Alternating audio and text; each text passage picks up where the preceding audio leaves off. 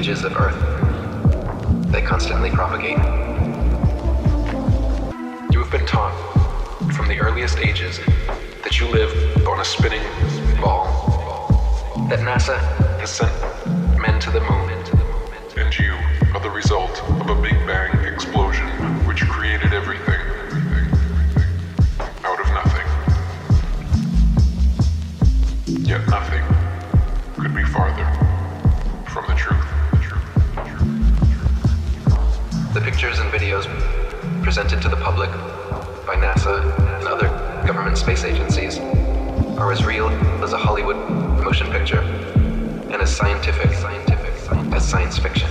If you were to go to NASA and download one of their photos of the Earth in the moon sky and put it in Photoshop, okay, drop the saturation and the levels down, you'll see that the Earth has been pasted in, because you'll see a rectangular box around the Earth.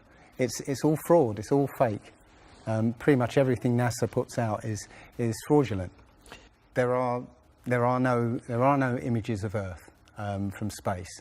The only one that NASA actually claims is a photograph was from 1972, and it's the famous picture. It's got Africa sort of near the top, and it's the same picture they've been using for the last 40 or 50 years in every textbook.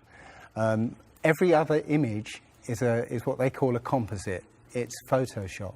There was another layer to sort of simulate the atmosphere. And then there's this little bright spot. It's called the specular highlight. So it's the reflection of sunlight off of water. Those are the pieces, but you can't just slap them all together. It just didn't look realistic. It looks kind of flat, or the clouds are sort of too see-through. So I just hit Command Z a lot. There's artistry to creating the world. What I imagine it to be. Unfortunately, I'm not an astronaut. I've never been to space. But I've looked at these images over and over again, trying to sort of get the essence of it. It is photoshopped, but it's has to be. It is photoshopped, but it's has to be.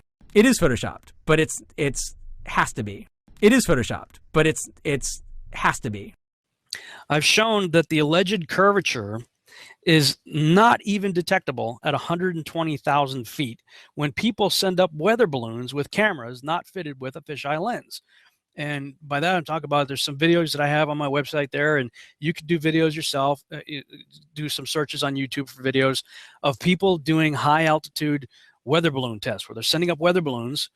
And if they have it fitted with a camera that doesn't use a fisheye lens, I mean, that thing's going up to 120, 121, 127,000 feet and spinning in 360 degrees and showing the horizon flat as a pancake, as opposed to the Red Bull video or, typical NASA video, which is always, it seems like always shot with a fisheye lens.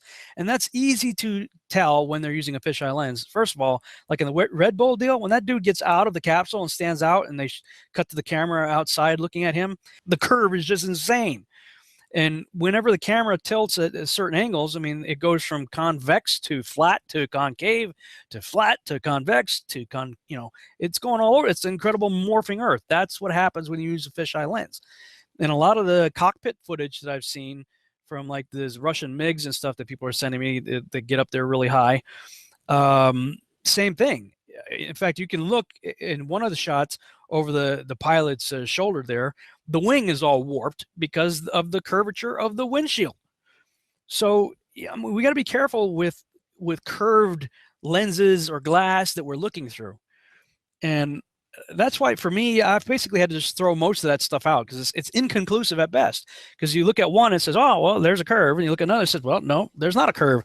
Same altitude. So you spin, when you spin pizza dough, it kind of flattens out. Yeah. Gets wider in the middle. And so Earth, throughout its life, even when it formed, it was spinning. And it got a little wider at the equator than it does at the poles. So it's not actually a sphere. It's oblate. And officially it's an oblate spheroid. That's what we call it. But not only that, it's slightly wider below the equator than above the equator. A little chubbier. A little chubbier. Yeah. Chubby's a good way. It's like pear-shaped. Pear-shaped. Pear-shaped. Pear-shaped.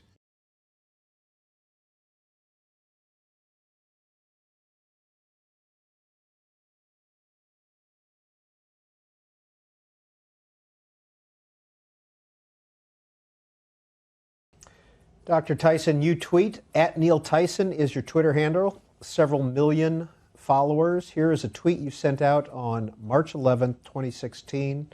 I occasionally wonder whether the entire universe is nothing more than a snow globe on the living room mantle of an alien. Was that a late night tweet or something? Yeah, I occasionally wonder that. That's all. The universe is all we know. It's our entire existence. And look at what we do to, I don't know if this is still a thing to do, when you have ant farms. You ever have an ant farm and there's a little bit of sand here and there's a vessel and there are little tubes. They're the ants just doing their thing. And I don't know if they're happy or sad or they're thinking about it, but do they know they're in an ant farm? Do they have self-awareness? Do they have any idea? Do bees know that you're about to steal all of their honey? They have a world where they are pollinating plants and coming back and making honey. Do they have any idea that we created that world for them when it's a bee farm? Any idea at all? So we get to do this because we are smarter than they are, so we can outsmart them and create an environment in which we think they're happy.